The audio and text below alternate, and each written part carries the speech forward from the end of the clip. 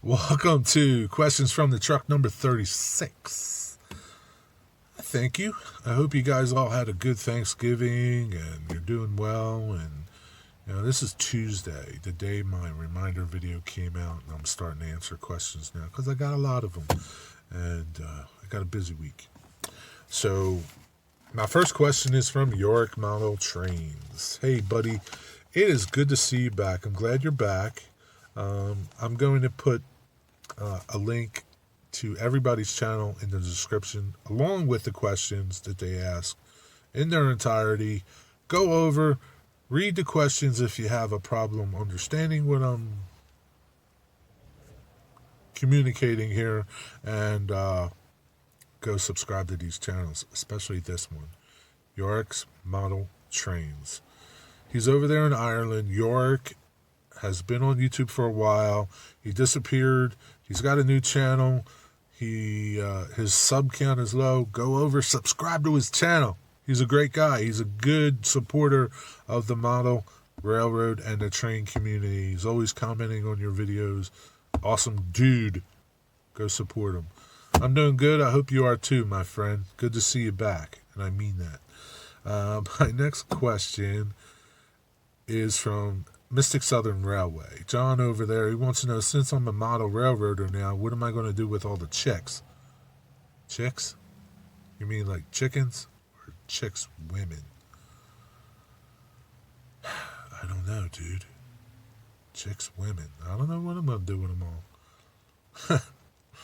Let me know. Give me some ideas.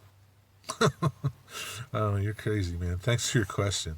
My next one is from Indian Head Valley Railroad, Wilmer. He wants to know. Dude, by the way, Wilmer, none of your questions are... I forget what you said they were. Simple? Stupid? I don't know. Either way, none of your questions are... I enjoy all your questions, Wilmer. You have good questions. He wants to know, what industries am I planning for my layout? Well, my woodworking, a woodworking shop, a lumber yard, a bakery, some type of warehouse where I can do box cars and things like that. And so that's 4. I think I want to do 5. I don't know what my 5th one will be. I really, those are the 4 that are written in stone. Ain't changing. The 5th, maybe 6. I don't know. Give me some ideas. Every time I look at it, I think of other things, and I appreciate you guys giving me some input on the layout, because I can use it. And it makes me, because I get kind of like focused on one thing, and like I just don't think of other things. Like in my layout video number 2, I had said I wanted to put a grain mill, some type of grain facility, and then Anthony over at Georgia Sunbelt pointed out that where I was going to put it, it might block a lot of the scenes from the other things. So I don't think of things like that. So let me know, guys. His next one was, will CSX be my main railroad? Believe it or not, Wilmer, I do not even own a CSX engine. I have my eyes on one, but yeah, I just can't. I can't bring myself to pay $175 for it. I don't love it that much. So I just have a hodgepodge of engines, all different. I have some UP, Conrail, PRR, Reading, Southern Pacific, and they were all just because I got good deals on them, and I didn't care about the road. I like the engine. And that's usually why I buy engines. I like the engine. Maybe not necessarily the road of it, because, I can't pass up good deals when I find them. So, thank you for your question. My next question is from Joey Buczek. Joey is got a benchwork lumber question. He wants to know, benchwork, dimensional lumber, how do you determine the minimum size for your benchwork lumber? And any lumber. That's a long question, man. But I can tell you, his example was a 2 foot by 8 foot by 45 inch high layout. Would 1x3s and 2x2s work for the legs? Yes, they would, I think. But I don't know nothing about bench work, but I just know, that's plenty strong if you do all the other things with it. If you put enough cross bracing and, things like that, if you lay it out right, it's plenty, that lumber is plenty strong to do what you need to do. Another thing you could do is get even like a 1x4, rip it down and make like an L shape for your legs. That's plenty strong too. Something you may be tempted to do is anybody buy like a 2x6, rip it down and get a bunch of 2x2s out of it. The problem with that is lumber has hidden tensions in it. Lumber's always under tension, so when you start ripping it, right, and the way to see if it's got tension in it is you rip this wood, right, the middle of my hands, right, the center here is the kerf, right? So you're ripping it, and at the back end of the saw, you see this, right, where the wood starts separating and there's, it looks normal. When you see it close up at the back end of your cut, there's tension in that. What can happen is, it's going to twist up on you because there's all this tension in the wood and you're releasing it when you're cutting it. So kind of like, I know you want to save money and you're thinking that, 2x6 is going to save you money because you're going to get 3 2x2s out of it. But if it's got all this tension in it, they're going to be trash. Most of the time they're going to twist up. And a good way to, if you're hell-bent on doing it, cross-cut it into the lengths you need and then rip it with anything, right? Because you may not get tension over the shorter sections as you would over the long sections, if that makes sense. Let Joey know what you think about that in the comments below. And I'm not shortening you because this is it is a really long question to answer properly, but I got a real feeling that you do know what to pick. You do good woodworking, and I think you got an idea of what to do. Thank you for your question, my friend. Humanity Junction, another long question over there. Heath. He wants to know, does roadbed on your model railroad, cork or foam, really help on the clickety-clack? John did a video, Schuylkill River Valley, I will put a link below. He did one, and yes, it made a difference.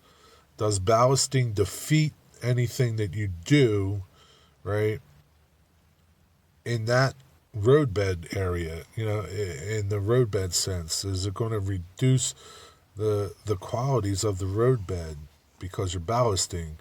I don't know. Do you guys know?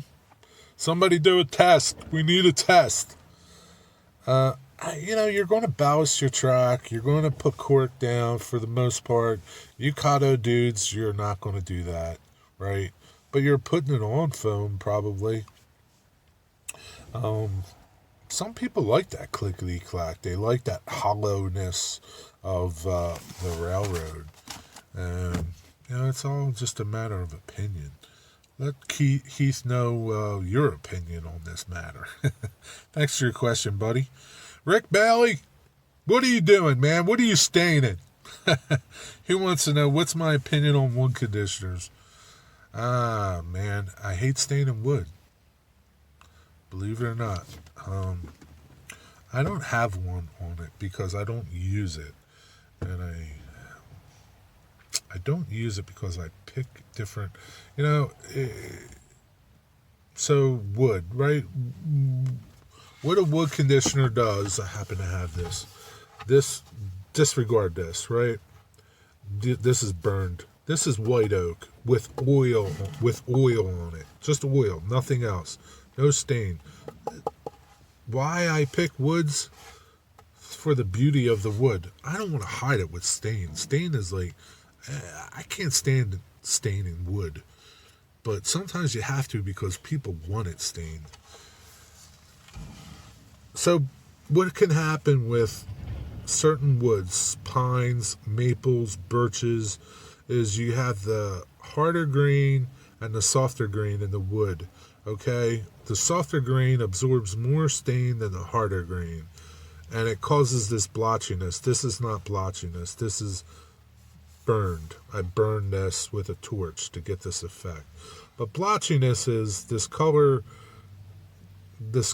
difference between here and here. Some people don't care about it. Some people don't even notice it. It's just normal to them. But some people do. Me as a woodworker, I notice it. I don't like it. But I always make up a sample for people and say, do you like the way this looks? Or do you like the way this looks? And most of the time, they don't care. So, most of, when I pick stains,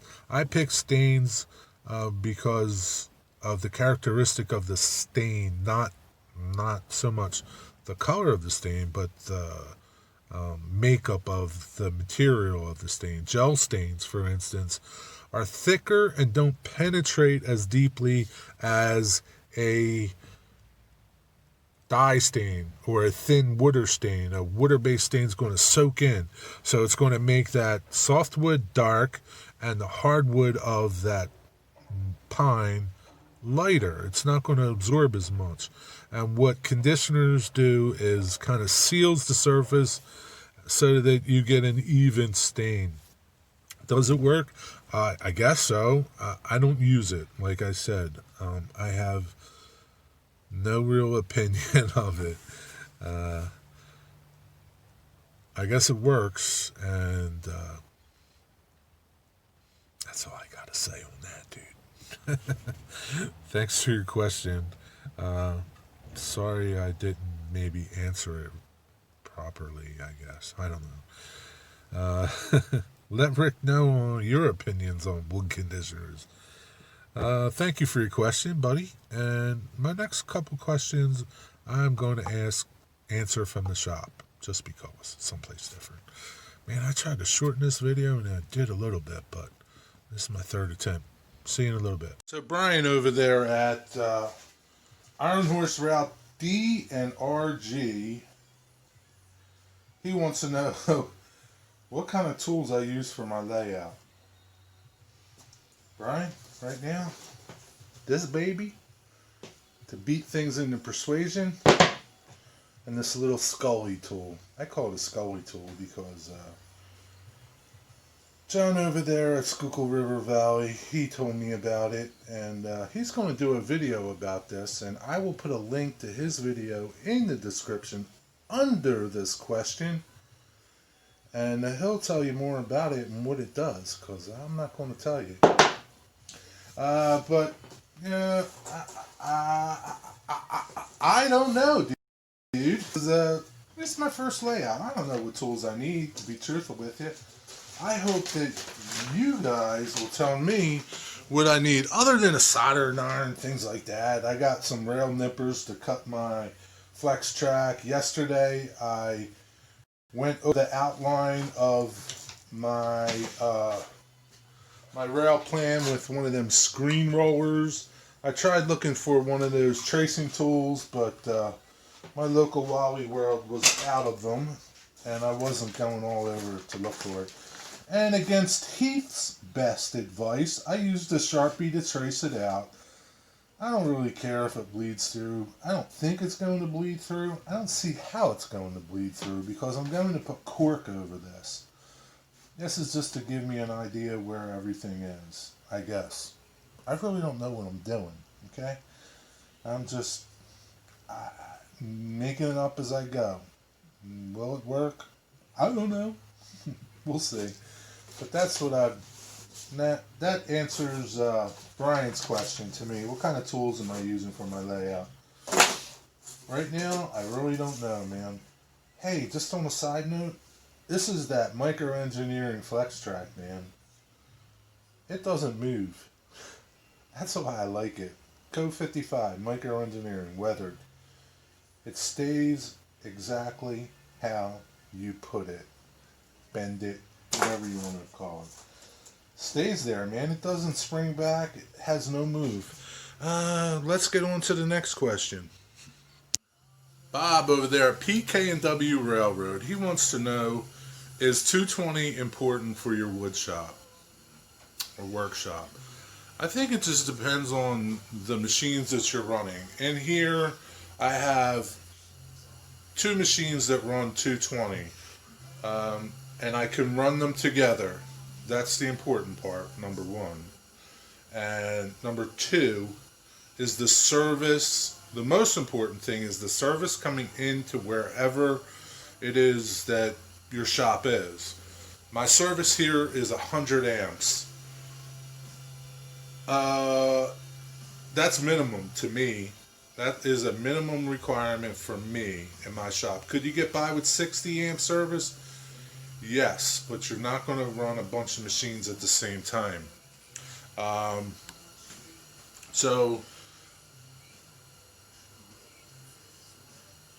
I can run two 220 machines at the same time. And really what dictates whether or not you need 220 is the size of your machine. If you have machines that are 3 horsepower and even some 2 horsepower, my bandsaw behind me is a 2 horsepower machine, I think, or is it 3? I forget. But my dust collector, which is behind that, is 2 horsepower.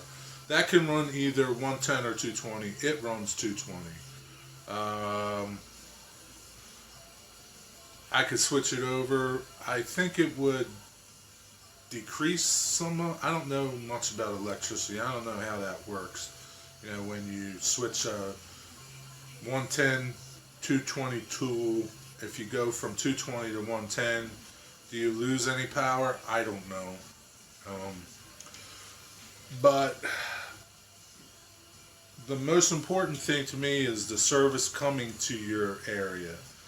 Don't put a lot of outlets on one breaker. Separate a lot of your outlets to independent breakers. Don't put like 5 outlets on one breaker.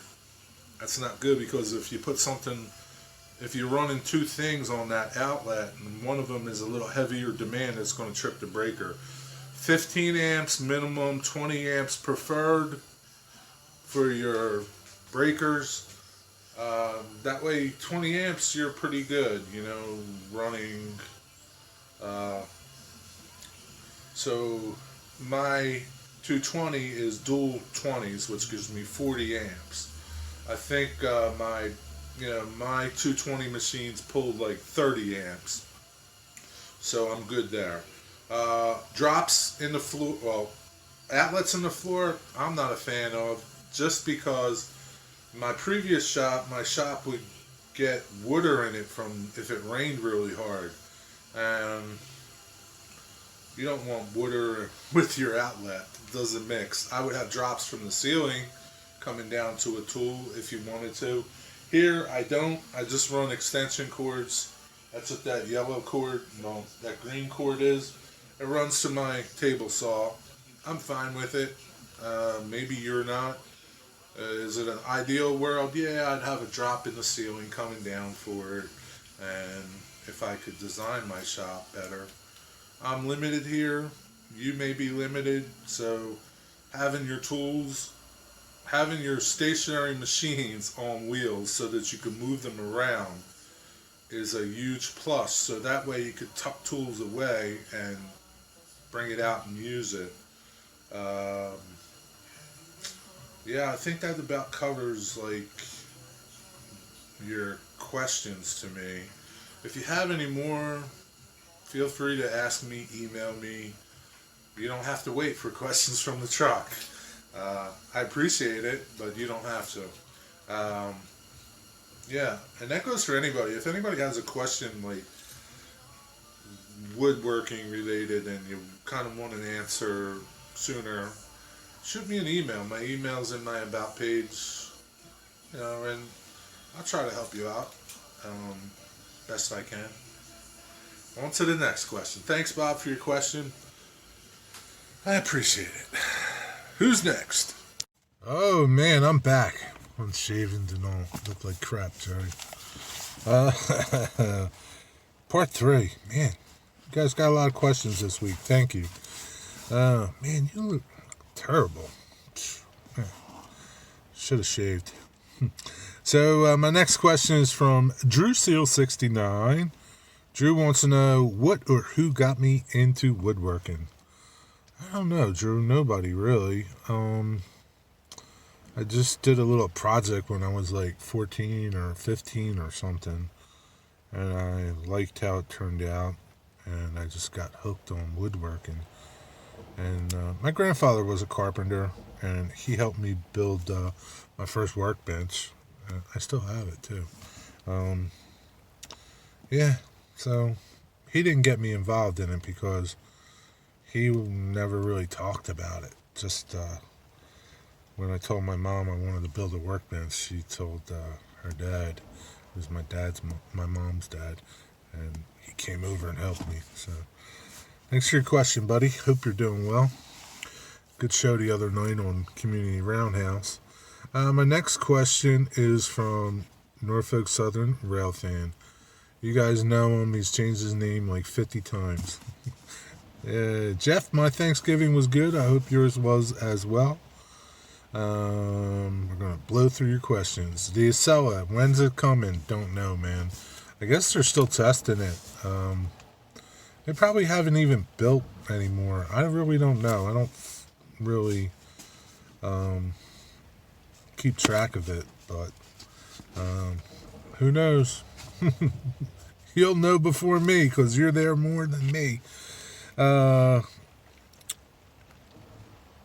Will I go video 58 at Wilmington Western next weekend? Probably not. Who knows, though? But probably not.